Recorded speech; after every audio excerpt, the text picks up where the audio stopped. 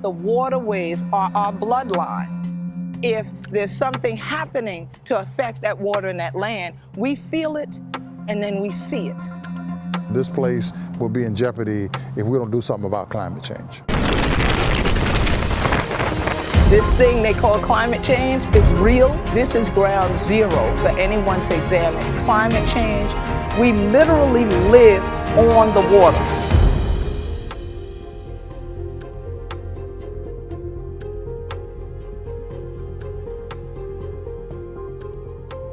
They've lived here for 4 centuries.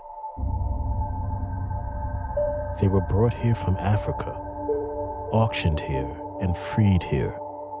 They're the Gullah and Geechee people of the Sea Islands, a chain stretching from Jacksonville, North Carolina to Jacksonville, Florida. The islands were given to them by Union forces during the Civil War. Isolated from the mainland until recent decades, the Gullah and Geechee have been largely insulated, allowing them to preserve their unique culture. But now, the population of 200,000 is facing a threat that could destroy their way of life. The Sea Islands are the front line of climate change.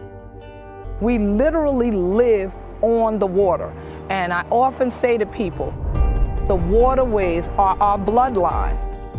The land is our family. I still carry on a lot of the fishing traditions, the farming traditions, and yet people are cracking teeth like this and things like that, our language, our music, and everything, so that the next generation sees it, hears it, and can live it too. Sea levels here are predicted to rise more than 6 feet by the end of the century, which would devastate places like South Carolina's St. Helena Island. Our culture and this location, this island, are one and the same. It's not as though you could pick up this culture and put it in another place away from the islands and it would manifest in the same way. There's an impossibility there. To be Gullah Geechee is to be on the Sea Islands. To be a part of that culture is to be a part of the land and to be a part of the water. We are one and the same. To me, Gullah means being respectful to your elders, a proud heritage. It means survival, passing tradition on to the next generation, being able to survive in times like now. Living off the sea, living off the land. The farm has been in our family since the 1800s. The trees that were planted are called loblolly pine. And that's where we're planted, 22 acres. And they're coming up fine so far. It's a multi-part connection to the land. It's the connection to the land in that you use it to sustain, to grow, to feed yourself, to feed your family, and to feed your community. But it's a connection to the land in that my ancestors are in this land. Their blood, their bones, their sweat, their sacrifice is right here in the land. Where we used to have to walk a distance to get to certain things at the water, we don't have to walk that far anymore. It's like you can go a short distance and I'm on the shore. And it's like, wait a minute, like, why is the shore so short now? Like, how come I'm getting to it so fast? But nobody would listen. They called us the emotional natives, you know, like we weren't paying attention and we lived here for over 400 years.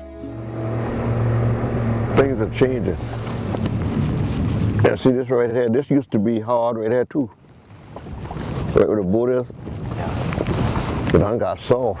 Used to be beach sand right there. Yeah. It's slowly rising. It's slowly rising. A lot of times coming to my home island, St. Helena Island, folks do not realize anything but the beauty of the place and the space, and they kind of get awestruck by that. But then they don't realize the pains that we feel as we can see parts of the land just drifting away along with the water. And so when we say we are literally on the front line of it, this is ground zero for anyone to examine climate change and all the other effects of it, especially sea level rise. Some scientists predict that in Charleston, just up the coast, high tides will inundate city streets nearly half the year by mid-century. Charleston has spent millions to prepare, but those resources aren't available to many of the Sea Islands. If we lost our island, we'll be lost. Oh Lord, that'd be a tremendous loss right there. I can't imagine living nowhere else. If we lose our island to sea level rise or anything else, we lose our culture.